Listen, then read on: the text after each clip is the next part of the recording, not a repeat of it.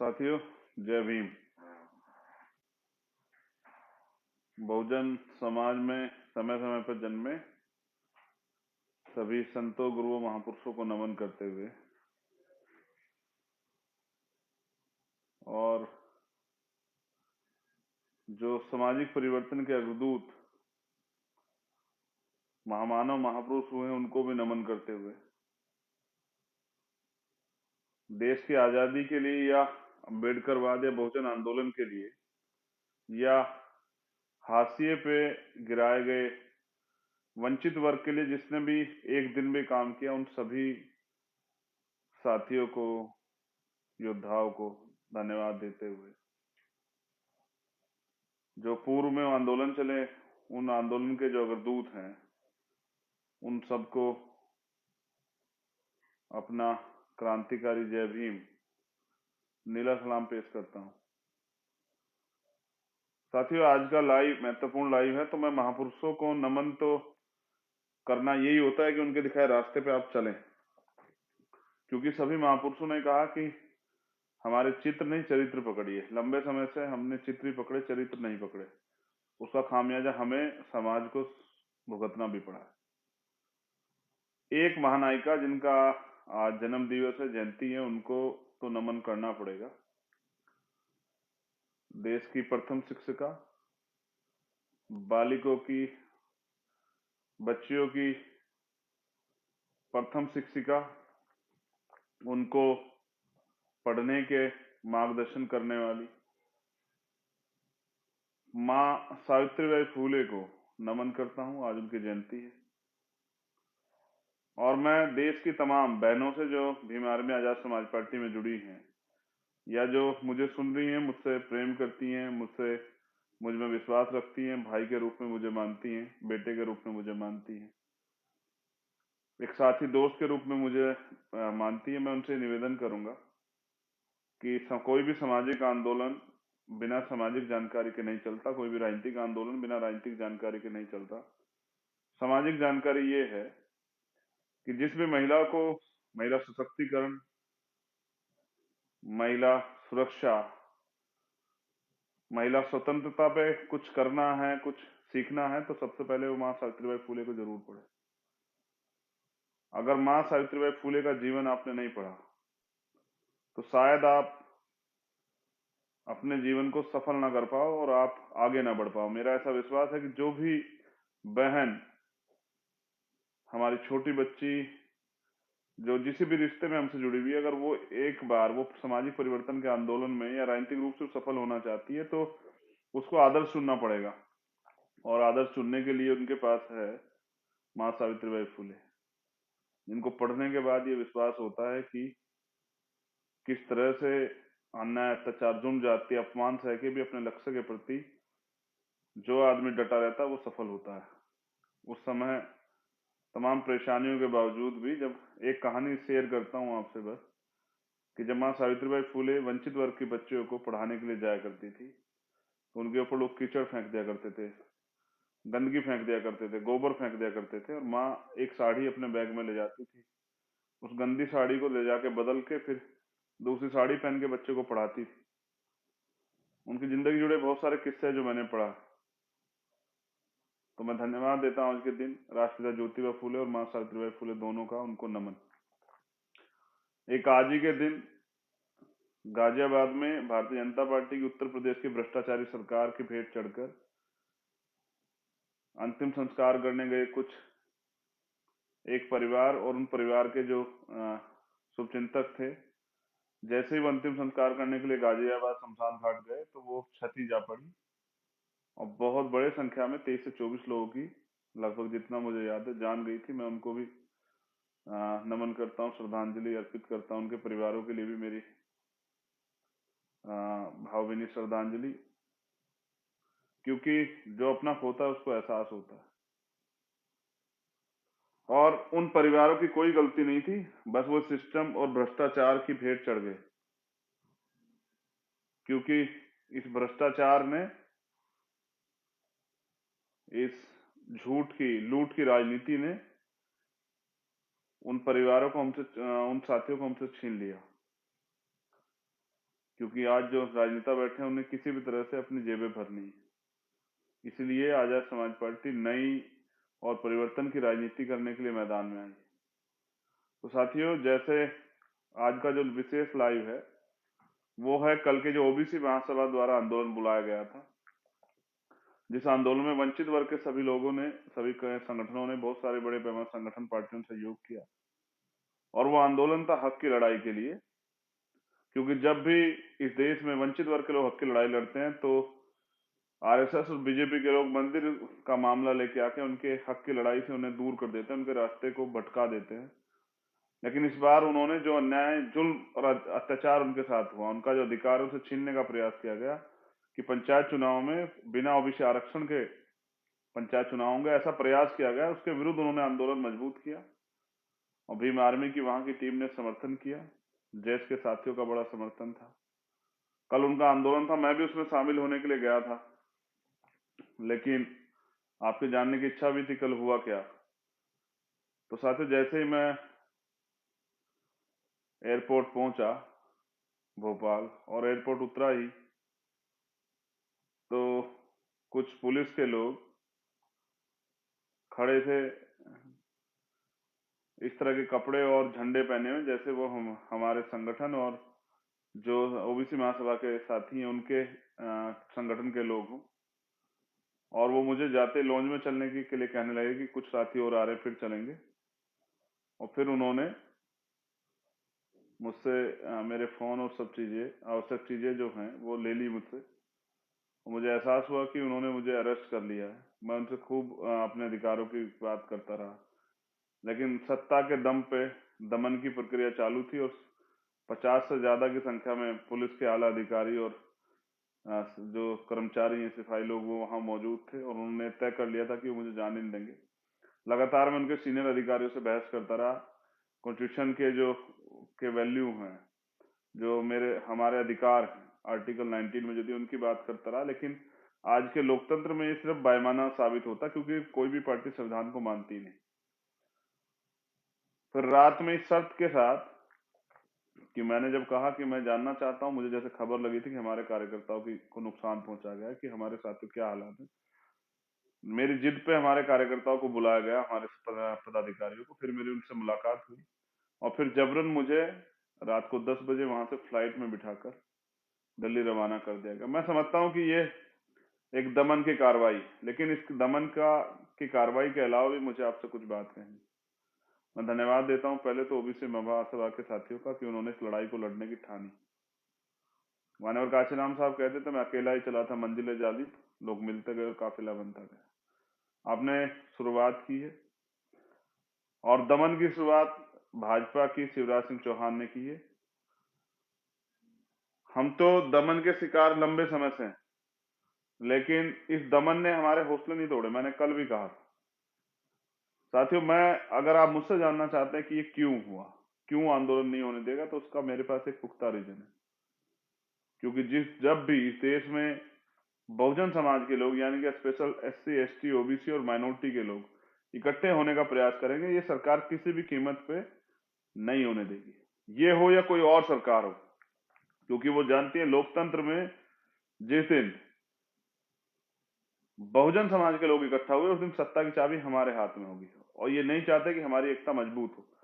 कल दलित, पिछड़े और आदिवासी समाज के लोग अपने हकों की लड़ाई के लिए एक दूसरे का साथ निभाने के लिए, जैसे मंडल कमीशन की लड़ाई गई थी, वो एक साथ अपने साथियों की आवाज पे इकट्ठे खड़े थे। और ये सरकार नहीं देख पाई, सरकार इससे डर गई, सरकार इसका भय ले गई।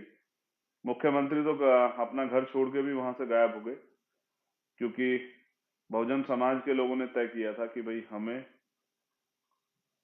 घेराव करना है, हमें जवाब चाहिए, हमें अपने हक अधिकार चाहिए। लेकिन ये तो पहली लाइन है मेरी, जो मैंने आपको समझाया कि सरकार ने क्यों किया, आंदोलन क्यों नहीं होने दिया।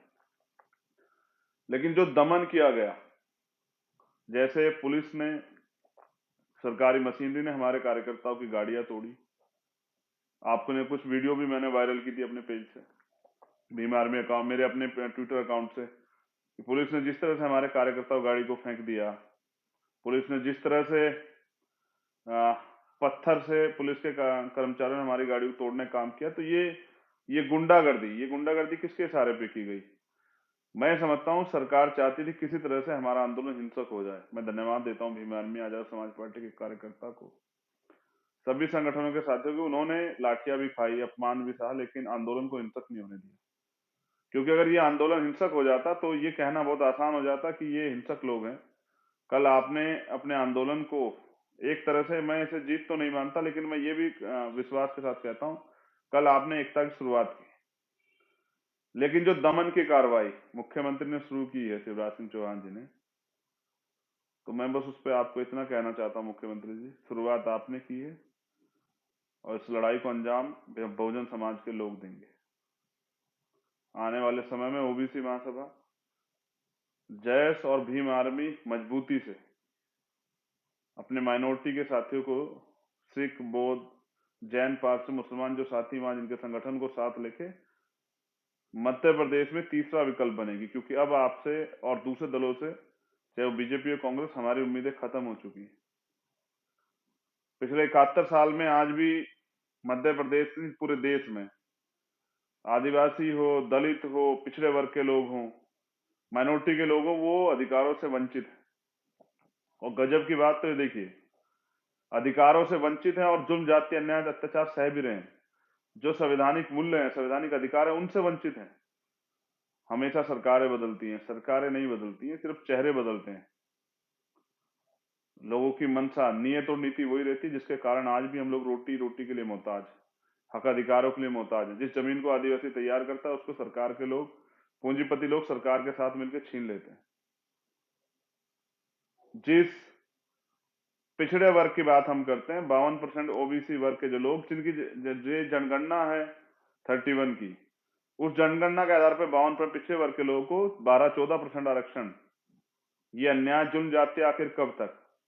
लेकिन कल पिछड़े वर्ग के लोगों ने मध्य प्रदेश में तो मोर्चा ले लिया और उन्होंने साबित कर दिया कि अब पिछड़े वर्ग के लोग इनकी झूठे छदम राष्ट्रवाद और हिंदुत्व के झूठे नारों में और धर्म और मंदिर मस्जिद के नारों में नहीं आएंगे। वो अब इस लड़ाई को मजबूती से लड़ेंगे और वो अब हक अधिकार चाहते हैं। और स्पेशली जैसे मैंने नौजवानों का जोश देखा, बहुजन समाज में पिछड़े वर्ग के लोग, नौजवानों को, पिछड़े वर्ग के नौजवानों को मैंने जोश देखा इस आंदोलन में, उससे स्पष्ट हो गया है कि पिछड़े आने वाला वक्त जो है ना, वो बहुजनों का है।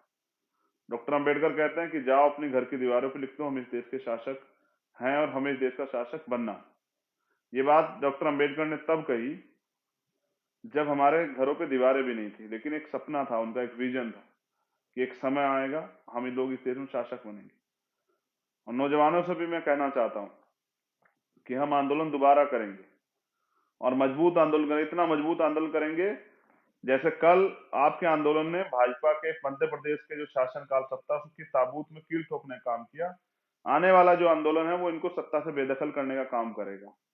वो आंदोलन जिसको दमन से रोकने का प्रयास किया गया, कल पूरे मध्य प्रदेश में जो माहौल था, हर वो जिले के बॉर्डर को जो है सील किया गया, पुलिस लगा के हमारे कार्यकर्ताओं को पहले डिटेन किया गया, फिर बाकी कार्यकर्ताओं को रोका गया, फिर कार्यकर्ताओं लाठीचार्ज किया गया। इस अपमान का बदला भाजपा आरएसएस के जो सरकार के लोग, उनसे हम जरूर लेंगे, लेकिन हम ये संवैधानिक तरीके से लेंगे। मैंने कल एक हैशटैग भी देखा, रात में आके मुझे मेरे साथियों ने दिखाया, जिसमें कुछ सरकार के लोग चला रहे, चंद्रशेखर आजाद पे राशुका लगाओ। तो मैं कह रहा हूं, आइए, स्वागत है ना आपका। अगर पिछड़े वर्ग के हितों की रक्षा के लिए लड़ते मुझे मेरे ऊपर राशुका लगती है तो मैं स्वागत करूंगा। क्योंकि मैं मान्यवर काशीराम साहब को अपना नेता मानने वाला व्यक्ति, भामना रामसू वर्मा, बाबू जगदेव प्रसाद कुशवाहा, जन्ना कपूरी ठाकुर, प्यारे लल्लू यादव, प्यारे रामास्वामी नायकर को अपना आदर्श मानने वाला छत्रपति साहू जी महाराज और राष्ट्रीय ज्योतिबा फुले को अपना आदर्श मानने वाला चंद्रशेखर आजाद, मान्यवर काशीराम साहब और डॉक्टर बाबा साहब अम्बेडकर को आदर्श मानने वाला चंद्रशेखर आजाद, अगर वो जो बहुजन समाज बनाना चाहता है, अगर उस बहुजन समाज बनाने की लड़ाई में, संघर्ष में मुझे मेरी जान चली जाती है, या मुझे राशुका लग जाती है, या मेरे ऊपर और कोई धारा लग जाती है, या मुझे जेल हो जाती है, तो ये मेरे लिए गर्व का विषय। मैं क्रांतिकारी हूं, नेता नहीं। नेताओं को डर लगता है जेल से, नेताओं को डर लगता है मुकदमों से। ना मुझे सरकार से डर लगता, ना मुकदमों से डर लगता, ना इनकी सीबीआई ईडी इनकम टैक्स से डर लगता, और ना ही मुझे हथकड़ियों से डर लगता। मैं तो समझता हूँ एक क्रांतिकारी के लिए गहना होती है हथकड़ियां। तो इस बार तो मैं शिवराज सिंह जी से कहूंगा कि दीवारें ऊंची कराओ और जेल बड़ी करा लो। इस बार जब हम आंदोलन करेंगे तो भोपाल में जगह कम पड़ जाएगी, क्योंकि हमारी संख्या बहुत है। 90% बहुजन समाज के लोग रहते हैं मध्य प्रदेश में, जिनके पास शासन सत्ता होनी चाहिए थी, जो खुद देने वाले समाज होते, जो प्रदेश में वंचित वर्ग के लिए नीतियां बना रहे होते, वो समाज कल सड़कों पे अन्याय अत्याचार के खिलाफ लड़ रहा था, अधिकारों के लिए लड़ रहा था। मुझे तो अच्छा लगा कि वो लड़ रहा था, लेकिन मैं समझता हूं कि अगर जितना जल्दी ये समाज अपनी ताकत को पहचान जाएगा, वोट की वैल्यू को समझ जाएगा और दोस्त दुश्मन का फर्क कर लेगा, उतना ही जल्दी वो अपनी जो समस्याएं उन पे भी पार पालेगा, उन समस्याओं का हम निराकरण कर देगा। जो दैनिक समस्या उनके जीवन में है और जो उनकी तरक्की के रास्ते में जो कीलें ठोकी गई उनको भी निकाल देगा। नौजवानों ने मजबूती से आंदोलन किया, मैं धन्यवाद करने के कार्यकर्ताओं का। और मैंने तो, हमारे कार्यकर्ता जो सभी संगठनों से हैं वो सब हमारे ही हैं। वो अपने खून पसीने कमाई से, मोटरसाइकिल से, फोर व्हीलर से, बस से, ट्रेन से कैसे कैसे आए, उन्होंने इस आंदोलन को गति दी, उन्होंने इस आंदोलन के लिए योगदान दिया। मैं उन सबका धन्यवाद करता हूँ। लेकिन साथियों, लड़ाई अभी अधूरी है। कल जो हुआ वो दमन, उस दमन का बदला यही है, उस दमन का से जो सीख जो है ना, वो यही है कि हमें अपने आंदोलन को और मजबूत करना और ऐसी तानाशाही सरकारों को सत्ता से उखाड़ फेंकना है। कब तक जो है ये समाज इन सरकारों के भरोसे बैठा रहेगा? कब तक ये समाज जो है ना इस दमन कार्रवाई को होते देखता रहेगा? नेमावर से हमारी बहन भारती जो है वो चली है, नेमावर की यात्रा, नेमावर से न्याय यात्रा लेके, उनको भी मेरा समर्थन है।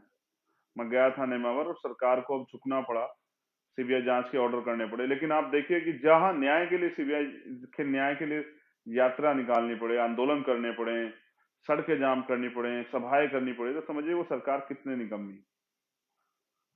तो शिवराज सिंह जी, आपने हमारी गाड़ियां तोड़ी, लेकिन हमारे हौसले नहीं तोड़ सकते। आपकी पुलिस हमें लाठियों से पीट सकती है, हमें अपमानित कर सकती है, लेकिन हमारे संकल्प को कमजोर नहीं कर सकती है। आपने जो सोचा था ना कि बहुजन कल इकट्ठा नहीं होंगे, बहुजन तो इकट्ठा हो चुके, आपको एहसास नहीं, आपकी जमीन से रख रही है। गांव गांव में इस बात की चर्चा है कि ये सरकार पिछड़ा और दलित और आदिवासी विरोधी है। आपको शायद सुनाई नहीं दे रहा है, लेकिन मैं चाहता हूं ना कि इसकी गूंज जब आपको महसूस होगी तो वो सन 2023 होना चाहिए।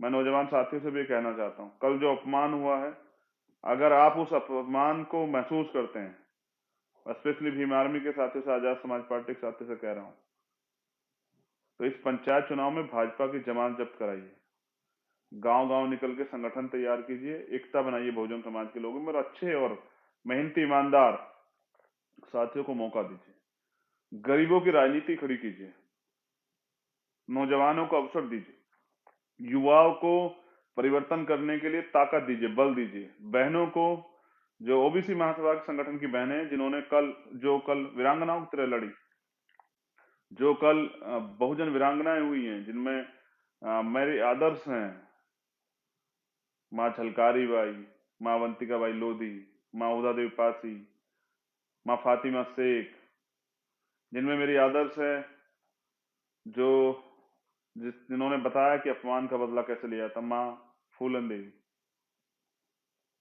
मैं उन तमाम बहनों से भी कहना चाहता हूं कि सड़कों से जो आंदोलन कल आपने शुरू किया उसको गांव गांव तक लेके जाना है। इस जालिम सरकार को बताना है कि हम जिनको कल अपमानित करके मध्य प्रदेश में आंदोलन करने रोका गया, उनमें कितना दम है। मैं उन वीरांगनाओं को धन्यवाद भी देता हूं कि वो घर से निकल के इस आंदोलन को लड़ने का काम किए। लेकिन मैं नौजवानों से फिर कहना चाहता हूं कि मध्य प्रदेश परिवर्तन मांग रहा है। ये सरकारें मिलकर आपके अधिकारों को ऐसे छीनने का प्रयास करती रहेंगी। ये सरकारें आपके अधिकारों से आपको वंचित रखने का काम करेंगे। अगर आपको हक चाहिए तो उसके लिए आपको लड़ना होगा। और ये लोकतंत्र में लड़ाई वोट से लड़ी जाती है। तो मैं फिर कहूंगा कि जब भी आप दोबारा आंदोलन करेंगे मेरा पूरा सहयोग रहेगा। लेकिन मेरी कल ये भी समझ में आया कि सरकार आंदोलन का सामना नहीं कर सकती, ये हमारे लोगों के सामने टिक नहीं सकती है। ये झूठी, निकम्मी, भ्रष्टाचारी सरकार, व्यापम घोटाले वाली सरकार, ये सरकार जानती है कि ये सच के सामने टिक नहीं सकती। झूठ पे आधारित भ्रष्टाचारों की सरकार जानती है कि ये सच का सामना नहीं कर सकती है। ये वास्तविकता में नौजवानों का, महिलाओं का, बेरोजगारों का, बहुजनों का, वंचितों का सामना नहीं कर सकती है। और जो मुख्यमंत्री सामना ना कर सके, जो जनता की सुनवाई ना कर सके, भाग के क्या होगा मुख्यमंत्री जी? मैं आपसे जानना चाहता हूं, प्रदेश छोड़ के कहां भाग रहे हैं? कुर्सी पे तो आप बैठे हैं, क्यों भाग रहे हैं कुर्सी छोड़ के? जनहित में, जनता के मुद्दों पे संवाद कीजिए ना। कल हुआ क्या था?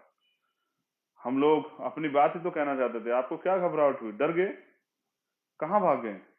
और आपको क्या लगा बंद करने से, जेल भेजने से, मुकदमे लगाने से, या रिटेन कर लेने से, या गाड़ियां रोक देने, गाड़ियां तोड़ने से क्या हम डर जाएंगे? आपको क्या लगा कि हम लोग डर गए? आपको क्या लगा हम लोग भाग जाएंगे? आपको क्या लगा कि हम लोग दोबारा नहीं लौटेंगे? आपको क्या लगा कि आप हमारे अधिकार डकार जाओगे और हम चुपचाप बैठे रहेंगे? आपको क्या लगा कि हम कौन लोग हैं? मैं आपको बताता कि हम कौन हैं। हम बहुजन समाज के पढ़े लिखे, संघर्षशील, समर्पित, ईमानदार कार्यकर्ता हैं उस आंदोलन के।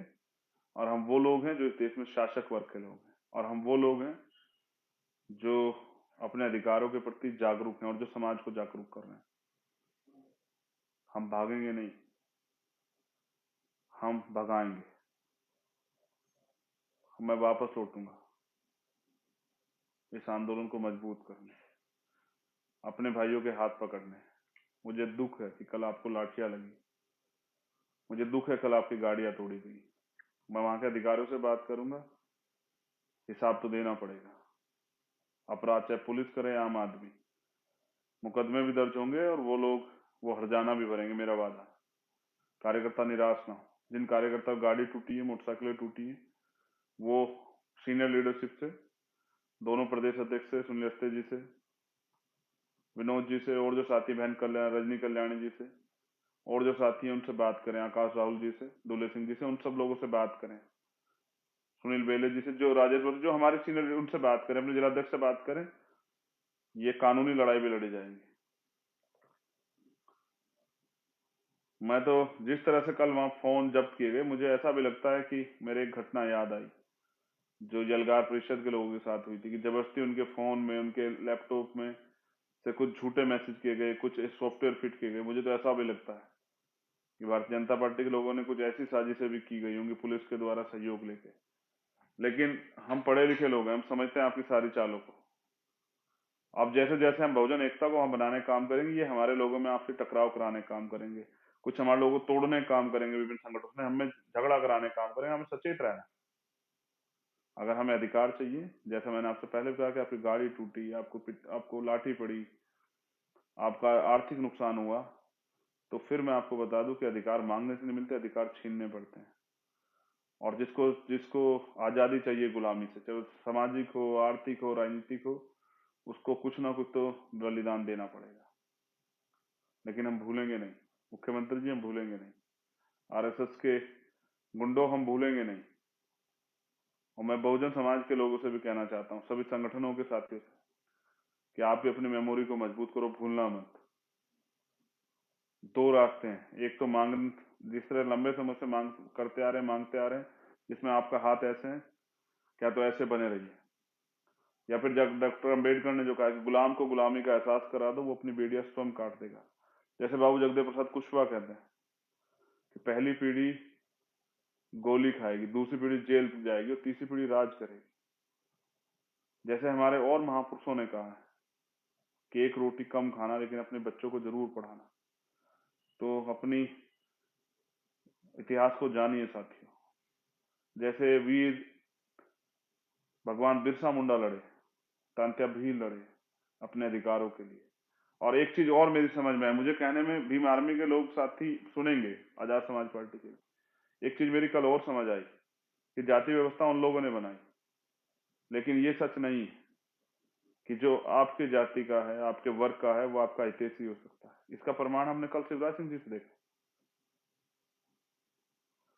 अगर आप ये कहते हैं कि ये हमारी जाति का है और ये हमारा हितैषी है, या ये हमारी जाति से आता है, इस वर्ग से आता है, ये हमारा हितैषी होती है, तो इसका प्रमाण हमने कल शिवराज सिंह जी से देखा कि वो पिछड़े वर्ग से आते हैं और पिछड़े वर्ग के लोगों पे, दलितों पे किस तरह का अन्याय अत्याचार आदिवासियों पे कल उन्होंने किया। और जो 131 MP schedule caste schedule tribe के बैठे उनमें भी देख लीजिए 90% लोग क्या हाल है। तो ये सत्य नहीं है कि अगर वो आपकी जाति के हैं तभी वो आपके हितों की रक्षा कर सकते हैं या आपके हितों के लिए के साथ खड़े हो सकते हैं। इसलिए ही विचारधारा की लड़ाई, इसलिए मैं समझता हूँ जिस विचारधारा को ग्रहण करता है, जिस विचारधारा के साथ खड़ा होता है, जो जो इस विचारधारा को मानता है, जैसे हम डॉक्टर अंबेडकर की विचारधारा को मानने वाले लोग, राष्ट्रपिता ज्योतिबा फुले की विचारधारा को मानने वाले लोग, छत्रपति साहूजी महाराज सामाजिक न्याय की विचारधारा को मानने वाले लोग, जो समता समानता बंधुत्व भाईचारे की बात करते हैं, वो ही इस देश में सामाजिक परिवर्तन की क्रांति को आगे बढ़ा सकते हैं। जो अगर आप ये सोचते हैं कि बीजेपी आरएसएस के संगठनों में रह के आप समाज का भला कर सकते हैं, तो ये आपकी गलतफहमी है। क्योंकि काशीराम साहब कहते हैं कि दूसरों के महलों से अच्छी होती है अपनी झोपड़ी। तो विचारधारा का हमारा घर वो उन करोड़ों रुपए वालों महलों वालों से ज्यादा अच्छा है। कल आपने जिन साथियों ने मेरे लिए आवाज उठाई, ज्ञापन दिए, तमाम तरह प्रयास किए, मैं उन सभी कार्यकर्ता साथियों को, पदाधिकारियों का भी धन्यवाद करता हूँ। लेकिन ये आवाज सिर्फ मेरे लिए नहीं उठनी चाहिए, हर उस कार्यकर्ता के लिए उठनी चाहिए। जैसे कैलाश जी अभी जेल में है, कैलाश जायसवाल जो हमारे मुंबई के अध्यक्ष हैं आजाद समाज पार्टी, वो जेल में है, उनके साथ और 2 साथी जेल में है। तो जब जहां भी किसी कार्यकर्ता के साथ अन्याय अत्याचार हो, उसको गिरफ्तार किया जाए या उसके साथ गलत हो, वहां हर व्यक्ति को ये आवाज उठानी चाहिए। यही न्याय है। तभी जाके मैं सबको समझाता हूं कि व्यक्ति बड़ा नहीं होता, विचार बड़े होते हैं, विश्वास बड़ा होता है। तो जहां भी एक किसी भी कार्यकर्ता के साथ गलत हो, वहां ये आवाज हमें उठानी चाहिए। बहुत बहुत धन्यवाद, आपने मुझे सुना। मध्य प्रदेश के साथियों से कह रहा हूं, कल के अपमान का बदला जरूर लिया जाएगा। बदला इसी तरह लिया जाएगा कि जिस सरकार ने हमें बेइज्जत किया, उस सरकार को सत्ता से बेदखल करा के और अपने लोगों को सरकार में, यानी कि बहुजन समाज के लोगों को सरकार में बिठाना है। और अब हम ज्यादा दिन वहां मांगने वाला समाज नहीं बना रहेंगे, देने वाला समाज बनेंगे। हम बहुजन समाज बना के वहां सत्ता में स्थापित होंगे और सत्ता में स्थापित होके वंचित वर्ग के लोगों के लिए तरक्की के रास्ते खोलने के लिए नीतियां बनाएंगे। हम जल्द लौटेंगे और एक बड़ा आंदोलन करेंगे। तारीख आप तय कर लीजिएगा, मिलके मैं वापस आऊंगा। मेरे लिए यही राजनीति है कि जहां मेरी जरूरत हो मैं वहां खड़ा रहूं। मैं दोबारा फिर कह रहा हूं अपने पिछड़े वर्ग के भाइयों से कि जो कारवा मान्यवर काशीराम साहब अधूरा छोड़ गए, उसको पूरा करने के लिए मैं अपने जीवन का एक क्षण, लहू का आखिरी कतरा लगा दूंगा। मुझे बस सिर्फ आपके विश्वास की, आपके सहयोग की जरूरत है। आपने निकम्मे झूठे लोगों पे विश्वास किया है, आप सच्चे लोगों पे, ईमानदार लोगों पे, संघर्षशील लोगों पे विश्वास कीजिए और अवसर दीजिए। ये जो गुलामी जिसको आप महसूस करते हैं, जो बेबसी जिसको आप महसूस करते हैं, महिलाओं पे होने वाला तमाम तरह का शोषण, उनकी उनके उनके साथ जो है उनका आर्थिक सशक्तिकरण जिन कारणों से नहीं हो पा रहा, उन सब चीजों पे काम करके, एजुकेशन पे, हेल्थ पे, रोजगार पे, नौजवानों के लिए रोजगार बहुत बड़ा मामला है, इन सब चीजों पे काम करके एक अच्छा सशक्त समाज बना के एक अच्छा प्रदेश और एक अच्छा देश बनाने का काम करेंगे। आपसे आशा और सहयोग की उम्मीद के साथ साथ जय भीम, जय भारत, जय संविधान, जय लोकतंत्र, जय विज्ञान, और वहां पहुंचे सभी साथियों का धन्यवाद। हम फिर मिलेंगे। मुख्यमंत्री जी, आपको क्या लगा हम डर गए? वापस लौटेंगे अगर इस बार ताकत इतनी होगी कि आपकी पुलिस रोक नहीं पाएगी। धोखे से किसी गिरफ्तार करना और अपने आप को ताकतवर समझना, ये गलतफहमी है। अगर एक बार पहले एहसास होता तो चंद्रशेखर आजाद आजाद है, उसे आप रोक नहीं पाते। दोबारा प्रयास कीजिएगा। इस बार कह के आऊंगा, बता के आऊंगा, मौका दे के आऊंगा। जय भीम, जय भारत। कल के आंदोलन को सफल बनाने के लिए सब एक एक कार्यकर्ता पदाधिकारी का बहुत बहुत धन्यवाद। जय भीम।